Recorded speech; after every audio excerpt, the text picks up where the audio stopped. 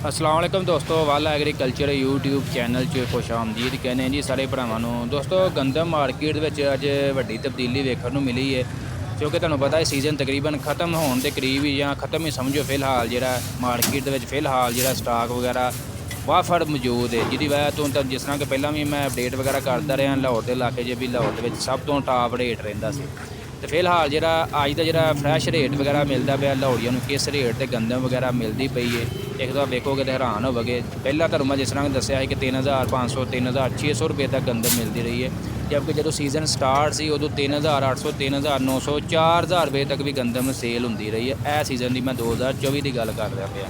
ਫਿਲਹਾਲ ਜਦੋਂ ਸੀਜ਼ਨ ਖਤਮ ਹੋ ਰਿਹਾ, ਰੇਟ ਵਧਣ ਦੀ ਬਜਾਏ ਲਾਹੌਰ ਦੇ ਵਿੱਚ ਖਾਸ ਤੌਰ 'ਤੇ ਘਟਦਾ ਪਿਆ। ਲਾਹੌਰ ਦੇ ਵਿੱਚ ਜਿਹੜਾ ਅੱਜ ਦਾ ਫਰੈਸ਼ ਰੇਟ ਹੈ ਫੀ ਮਨ 40 ਕਿਲੋਗ੍ਰਾਮ ਦਾ ਸਫਾਈ ਤੋਂ ਬਗੈਰ ਜਿਹੜੀ ਗੰਦਮ ਹੈ 3200 ਰੁਪਏ।